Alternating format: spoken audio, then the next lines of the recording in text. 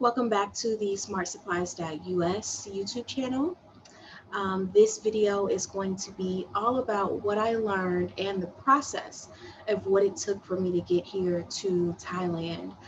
In the previous video, I gave the story on, the fight that it was for me to get here from the United States, and all the paperwork and documentation and all the stuff that I messed up on.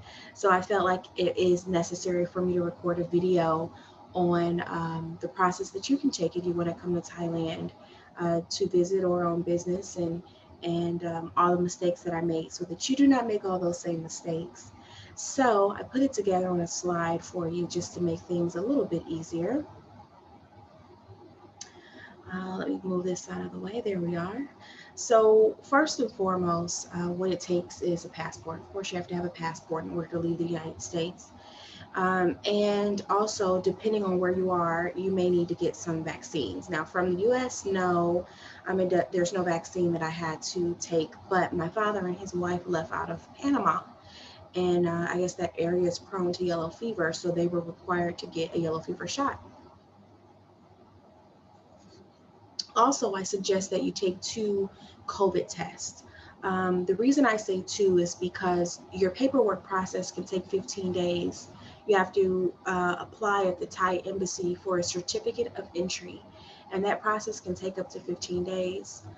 But the COVID test that you get to fly has to be within 3 days. So more than likely, you're going to end up taking 2, if not more, COVID tests. So your first negative COVID test, you'll need that. Number 4, you'll also need a fit to fly document, which you can find at any local passport health location. Just, look on your Google Maps and find a passport health location. And what a fit to fly document is, and I tried to get one from my doctor so that I didn't have to pay their fee. The doctors don't know what it is. Your urgent care, no one knows what this document is. So it's only really one place to get it that I found, and that's Passport Health.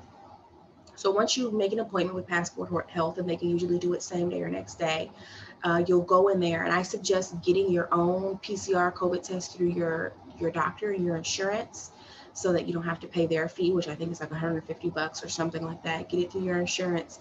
Take those results paper in hand with you. And once you get to the Passport Health location, I was in there for like 5 minutes. They asked me a bunch of questions about if I had experienced any of the COVID symptoms in the last couple days or weeks. I said no, of course, to all of those because I had not. And after they checked all those boxes and looked at my COVID test, they charged me $50, for that little document that says I'm fit to fly. So you have to pay $50 for that fit to fly document, or I think it's $150 for the document and the test if you don't get the test done at your doctor's office through your insurance. So you'll need that document. And what we're doing is I'm detailing to you everything that you need and all the documents that you're going to have to line up for your certificate of entry. You'll also need travel insurance. So I thought that my insurance would be good enough to travel with, which it is. I'm fully covered completely. If I need to go to an emergency room, urgent care, any of that, I'm fine. But what the Thai embassy requires is your document has to say that you are covered for 100,000, at least 100,000 in insurance specifically for COVID. So the flight attendant, everyone, they're going to be looking for those 2 words on the document, COVID and 100,000.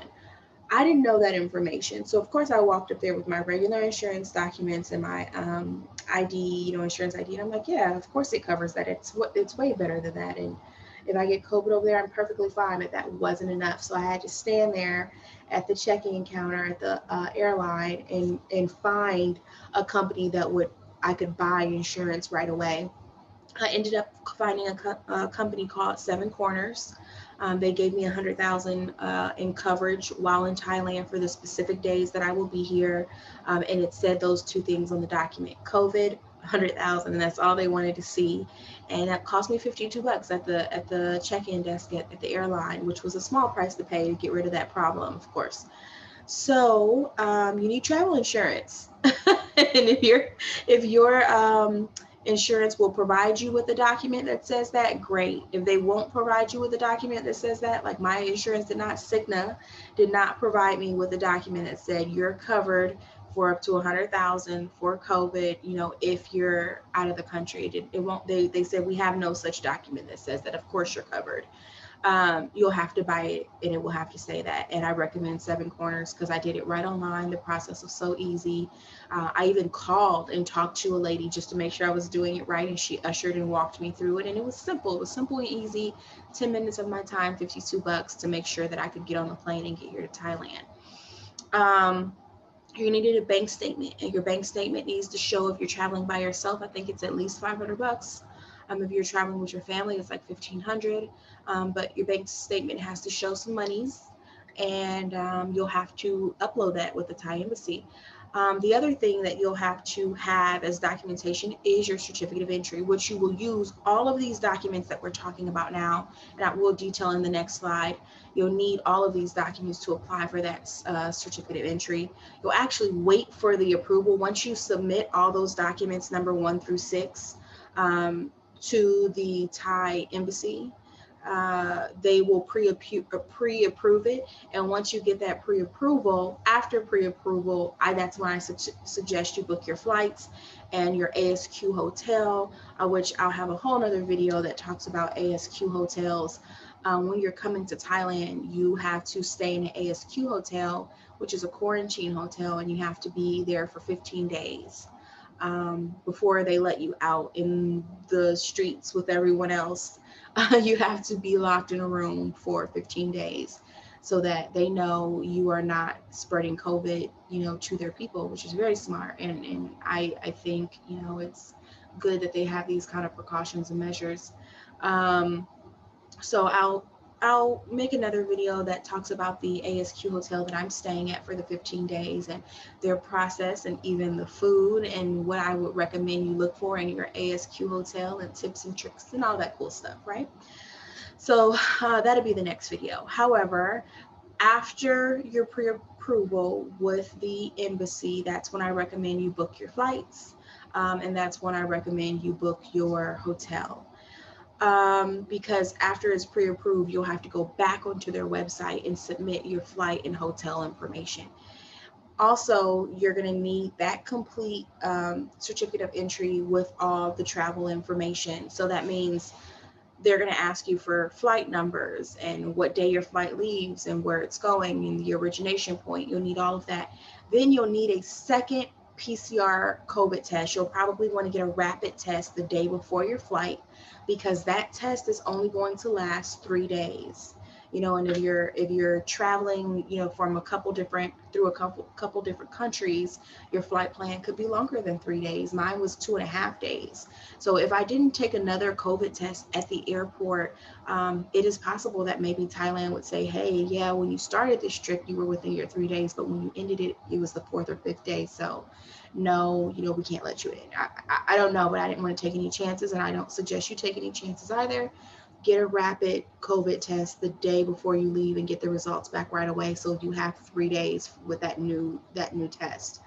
Then of course you want to print all your documentation. It is not enough to have it on your phone to show to the flight attendant or to the, you know, person checking you in at the flight desk. It is not enough. They want every and anything printed. I would suggest that you print all of these documents 1 through 13, and then, or 1 through 12, I should say, because 13 is just my suggestion on some long flight travel essentials. If you have ever, you know, flown across the country, or not the country, across the world before, and have had longer than a 15-hour flight, you have probably experienced like, man, I wish I had this, and man, I wish I had that, and I didn't think of this. So I'll create a separate video just discussing what I decided were my pre-flight or long flight essentials, and what some things that you want to consider, you know, when traveling at this time during COVID, what you may want to have in your carry-on bag. So the hardest part of this whole process is the certificate of entry. And here's the tips and tricks that I want to kind of inform you of. One, I messed up on the website, and I put that I had an official passport when I really have an ordinary passport. And I thought that it was an official passport because I'm such a loser. And I said, yeah, of course my passport is official. Why would it not be official? It's an official passport. No, my passport is an ordinary passport. I am not an official or a government official or a state official or anything like that. A regular, ordinary passport. Um, it could take up to 15 days to get your certificate of entry, whether to visa or no visa. Like if you already have a visa for whatever reason, great. But if you do not have a visa, that's okay, because you can go into Thailand without a visa. It doesn't require a visa. You can actually apply for a certificate of entry called visa exempt. And that's for US passport holders. I don't know if other countries allow that, but specifically on the Thai embassy site, and the Thai embassy that I was coordinating with was the one in Los Angeles. It says, hey, US passport holders, you do not need a visa. You can apply for a certificate of entry visa exempt, which I will state that I did that wrong the first time.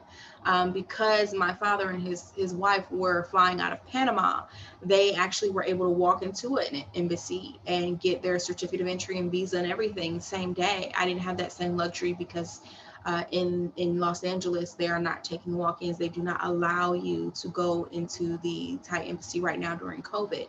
So they were able to get visas, and they applied differently. They applied as like a TR, a medium exempt or a medium travel visa, something along those lines.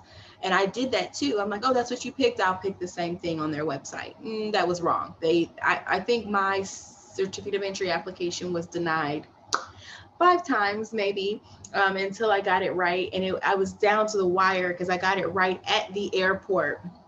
Okay. And the first flight I didn't make. So I had to reroute and change my flight plan. I was originally set to go from Phoenix to Seattle, from Seattle to Qatar, Doha, Qatar, which is in the Middle East, and then from Qatar to Bangkok, Thailand. But that did not work out because my certificate of entry was not done correct. And I was on the phone with the Thai embassy every day, every minute, like, hey, I did this. Oh, that's wrong. Okay, I did this. Oh, that's wrong. Which is why I have these tips and tricks for you so that you don't make any of the silly mistakes that I made just rushing because I thought I could get this certificate of entry very quickly, which I did. I actually got mine in 2 days. Well, really, after I did it the right way, I got it in a couple of minutes. But from the time I applied for the certificate of entry, I got it the next morning, but it was wrong and rejected. So I spent 2 days trying to fix all these little errors. And interestingly enough, they don't tell you you made 6 errors, fix all 6 errors. They just say, okay, this is wrong. Okay. And then I fix that. And then now this is wrong. And then I fix that. So they kind of one at a time tell you what your errors are and let you keep making mistakes, which, wasn't fun for any of us. But I will say that BK over at the Thai embassy was the sweetest guy. And he was so nice. And he was like, look, this usually takes 15 days. But I know you're at the airport, so I'm gonna be nice to you. But if you ever do this again, it's not gonna happen. You won't be able to get it this quickly. So I was like, I just want to come over there and hug you right now. If you would just open the door for a few seconds at the embassy and allow that, because I was sitting at the airport in LA, I will do it. I will Uber over there for 30 minutes and back just to thank you for your kindness that you have shown me today. Which may have made him a little uncomfortable, but I was very genuine. I was very serious about that. And had he said yes, I would have, got an Uber from the airport immediately and went to go hug him and thank him for his kindness. But so my flight plan ended up changing because I messed up my certificate of entry the first time around and they did not let me on the plane. So I had to figure out my own flight plan. So I flew from Seattle to Los Angeles because there was a bunch of flights leaving out from Bangkok to Bangkok from Los Angeles. And I found a flight that same night. I got to the airport at like 1 something in the morning. And I was not about to go to a hotel because I was trying to catch the next flight out to Singapore. And not Singapore, I'm sorry, Bangkok. And I found one on Singapore Airlines, and it stopped in Singapore and then went to Thailand. And I made it here. I made it here 1 day late. Thank goodness my ASQ hotel was willing to adjust my reservation. So we'll talk all about that in a different video. But don't make that mistake. If you do not have a visa, choose visa exempt, which is for US passport holders. Also, be very, very careful on how you enter your flight details. I also made the mistake of putting in my flight confirmation numbers and not the flight numbers, which is what they wanted. I was just rushing like, oh, flight confirmation numbers, here they are, boom, boom, boom, send. That's not what they asked me for at all. So of course, I had to start over from the beginning. Um, so make sure when you're filling out all your flight information with the embassy that you're putting flight numbers and not the booking numbers or confirmation numbers or any of that information. Also, don't be afraid to call the embassy. They're very nice. They're very sweet. They understand that this is new for everybody and they will walk you through it, which they did for me. And then you may or may not be able to walk into your embassy. I know there's one in, I think, Chicago, New York. There's a couple of them. You may or may not be able to walk in. So I suggest, which is why I really believe that you'll be doing 2 COVID tests, but I suggest that you absolutely 100% get 2, one when you're going through this process and one before you get right before you're about to take off. So with all of that being said, that is the process for the certificate of entry with the Thai embassy to get here. That's all the documentation you need. First thing you're going to put on their website is the passport. Make sure you don't need any vaccines. Then you're going to show them your negative COVID test, and that will go in that area called additional information to consider. You'll put your negative COVID test results in there. You'll put your fit to fly document in there, and you'll put your bank statement also in that other documents to consider area on their website. Then a little further down, when you're applying, you'll put in your travel insurance. And then that will allow you, just those documents will allow you to apply for your COE, for your certificate of entry. They're going to give you a 5-digit number, I think it is, that will allow you to keep going back to their website and checking on if it's been approved or not, but they'll also email you, and you're just going to wait for that approval. Once that approval comes back, then of course, that's when I suggest you book your flights and your hotel. And once you have your flight in your hotel, you will have to go back to their website and edit and enter all of your travel information. You'll upload your flight itinerary, your information, your confirmation documents. You'll upload your ASQ hotel confirmation documents, and then you'll physically type in. Remember not to put flight confirmation numbers, put your flight numbers. You will physically type in all of your flight information, the days you're leaving, your stops, and all the flight numbers. So once you've typed all of that in, you will press enter, and then they'll say, yes, this is approved, and they will send you an actual certificate of entry. All of those documents I just named, you will print every single one of those documents, and then you will go right before you leave, you will get a second COVID test, PCR rapid COVID test, the day before your flight, and you will print that document as well. And then of course you will prepare all of your long flight travel essentials that we'll discuss in a different video. So the COE is the hardest part, but if you watch this video ahead of time, it's going to be a breeze and you won't make the mistakes that I did. So here's their website. It is coethailand.mfa.go.th. I'll put that link down in the description, of course. And then, of course, you're going to apply for a certificate of entry as a non-Thai national, unless you're a Thai national. And then next you'll it'll take you to a page where you can watch a video that somewhat explains how to fill out the form. At the bottom of that same page, you will check that you read and understand the information and that you acknowledge the information. You'll go to the next page. That's all on the same page. Afterward, it will take you to this page, and that's where you can, this is where you're going to spend the most of your time. So here, you'll say where you are. You'll pick the embassy that you want to deal with. And this is what you want to pick: visa exempt. You want to put visa exempt, medium term visitor, visa exempt, unless you have a visa. And then you'll start the registration processes, which is really just filling out all your name and information and uploading all those documents we just discussed. So once you do that, it's going to give you that 5-digit number. And that 5-digit number is how you're going to track the progress. It's going to come in your email. Keep that 5-digit number, because once everything is said and done, you'll come back to this exact same place and you can check on the results by clicking this blue button right here. Put that 5-digit number in, your passport number, first and last name, and it will say, oh, still waiting for approval, still waiting for approval. Oh, it's been rejected, which I saw 5 times. It's been rejected, start over. It'll tell you, give you the status by clicking on that blue button and having that 5-digit number, your passport, and your first and last name. Now, if something is wrong, the Thai embassy may allow you to go back in and fix your information and then resubmit. That's where you will click on this yellow button. If they send you an email saying you need to edit your, fix this, this, and this, instead of just rejecting it, then you'll click on that yellow button with your 6-digit code. You'll go back in, same passport, first and last name, and then you'll edit the information that they told you to edit. Now, if they approve you and say, okay, you've been pre-approved with this first half of the information you gave us, now go back in and edit your travel details. Then you will click on this red button. You'll use that same 6-digit code, your passport, first and last name. It will allow you to go back into your application, put in all your travel information, your ASQ hotel, your flight information, and all the flight numbers and stops and days that you're traveling.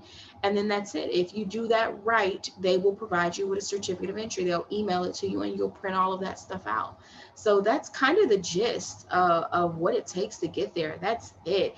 If you can follow those steps correctly, and I absolutely suggest you do it in advance prior to 15 days, because like he said, it could take up to 15 days for approval.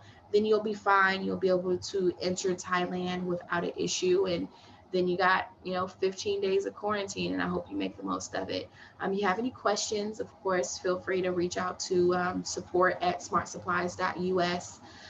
If you have any suggestions on other things you want to see, send those suggestions to support@smartsupplies.us. And if you absolutely like this video and you want to see more like it, then don't forget to like, subscribe, and share this video, and help somebody else, help somebody else not go through the things that I went through while trying to get my certificate of entry. So just let us know if you have any questions.